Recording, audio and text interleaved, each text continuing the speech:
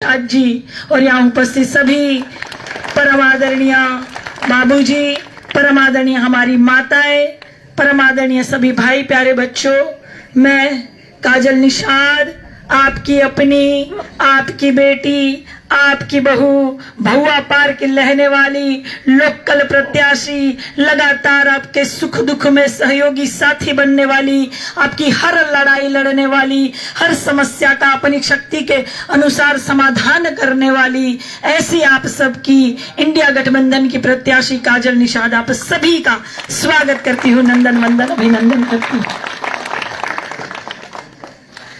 माई हम आई ले यहाँ के खातिर, आप जान रही हैं, हई जोन खड़ुआ पहने हैं वो बदली करने आई हूँ। आई आपके बहुत मोट है, हमार खोखुआ बा, तो तनी अदली बदली हो जा माई। हाउ हाउ माई, हई जो खड़ुआ पहनी है माई, हो जा। अरे हम चानी लेकर सोना दे।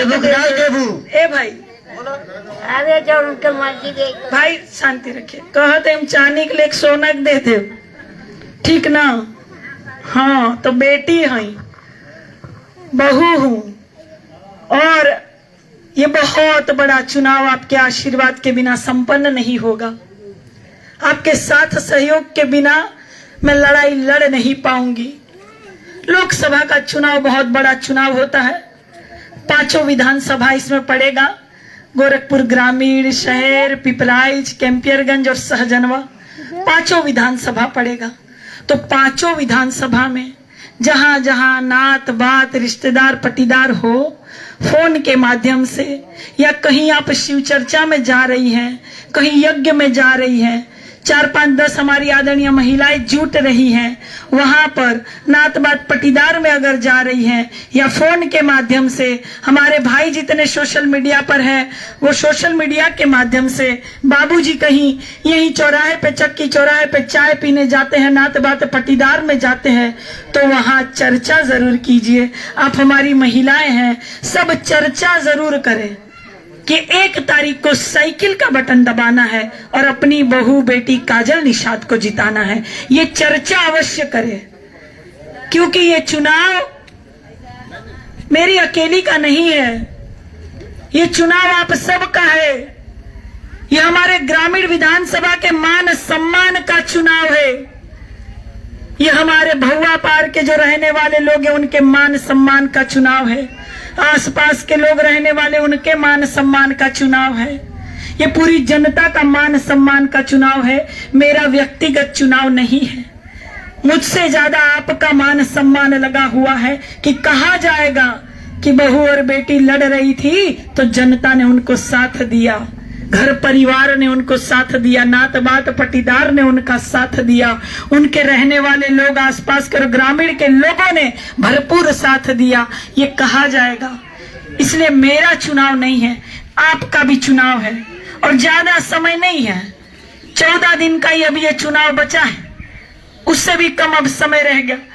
14 दिन में ही वोट पड़ जाएगा। 1 तारीख को आप सभी को साइकिल वाला बटन दबाना है, पहले मतदान और उसके बाद जलपान। हमारी बहनियां हाली हाली खाना वाना बना के गीत गाते हुए जाइएगा, चला हो सखी वोट देवे, साइकिल निशानी ना मांग। हाँ, ये गाते हुए जाइएगा और साइकिल का बटन दबाइएगा। वापस लौटते हुए हर कोई कहेगा कहाँ चलता बहनी, तो कहना साइकिल दौड़ रही है, साइकिल चल रही है, साइकिल वाला ही बटन दबाइएगा। और इस तरह लगातार सभी नौजवान साथी सोशल मीडिया में फोटो वीडियो वायरल करके लिखे कि साइकिल का बटन दबाना है, काजल निषाद को जिताना है। ये बहुत जरूरी है, ये चुनाव बड़ा ऐतिहासिक है, और आखिरी युद्ध, आखिरी चुनाव समझकर सभी को लड़ना है, क्योंकि 2024 के बाद अगर जरा सी भी हमने गलती कर दी और फिर से भारतीय जनता पार्टी की सरकार आ गई, तो फिर पूरे भारत में चुनाव नहीं होगा। जिस तरह से मोदी जी अपने आप को राजा घोषित करना चाह रहे हैं और यहाँ राजतंत्र स्थापित करना चाह रहे हैं, और जिस तरह से लोकतंत्र की हत्या हो रही है, संविधान को खत्म किया जा रहा है, तो मुझे नहीं लगता कि उसके बाद फिर भारत में चुनाव होगा।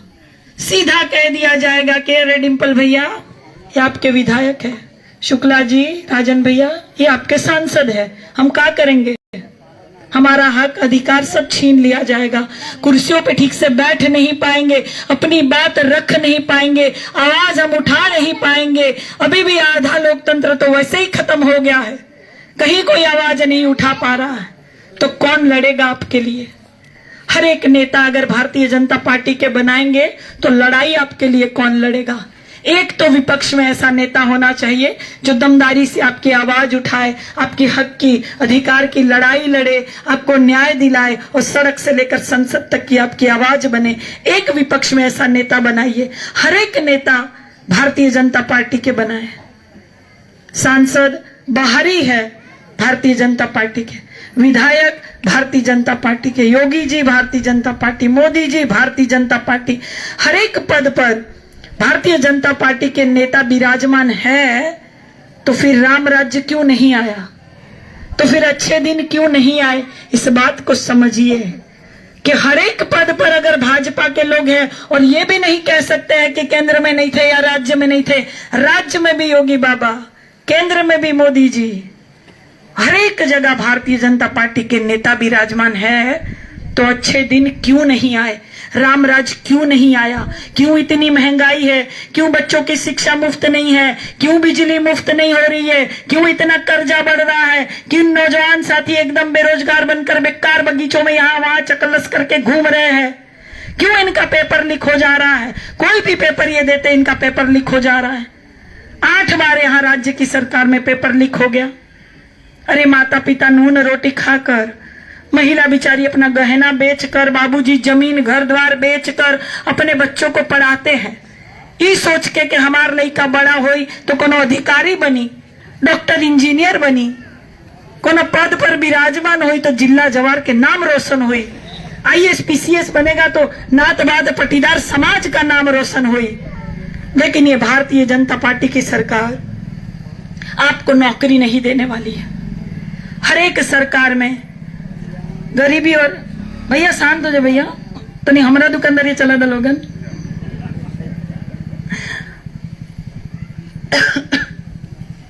तो इस तरह से सोचना होगा कि हर एक सरकार में गरीबी और महंगाई तो आती जाती रहती है, लेकिन भारतीय जनता पार्टी की सरकार ने जो सबसे बड़ी परेशानी लाद दी है वो इन नौजवान साथियों को बेकार बना दिया। इन नौजवान साथियों को रोजगार नहीं दिया, बेरोजगार बना के घूम रहे बेचारे। और माता पिता सोचते हैं कि बड़ा अधिकारी बनेंगे तो हमारा जितना लगाया हुआ धन पूरा वसूल हो जाएगा, बेटवा सुखी होगा।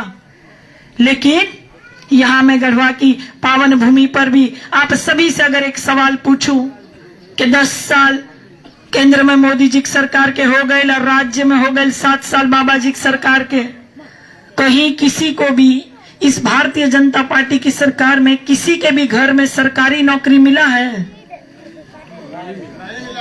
मिला राजन भैया?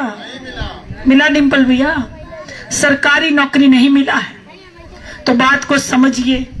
मोदी जी कहले रहलन 1 साल में 2 करोड़ रोजगार मिली, 1 साल में 2 करोड़ नौकरी मिली। मोदी जी ने कहले रहलन। मैं ये लोकसभा का चुनाव लड़ रही हूं, उसके पहले भी लगातार 14 साल से संघर्ष कर रही हूं। मैं भी लगातार आपकी बेटी बहू 14 साल से संघर्ष कर रही हूं, गिर रही हूं, उठ रही हूं, हार रही हूं, चल रही हूं, दौड़ रही हूं, गिर रही हूं, हार रही हूं, उठ रही हूं, लगातार।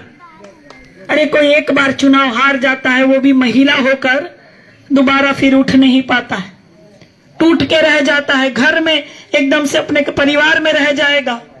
लेकिन फिर भी मैं लगातार चल रही हूं 14 साल से। और इसी तरह हम सभी समाजवादी साथी गांव-गांव, टोला-टोला घूमते हैं। सुबह कभी 6:30, 7 बजे निकल जाते हैं, रात को 12 बजे, 1 बजे, 2 बजे घर पहुंच रहे हैं।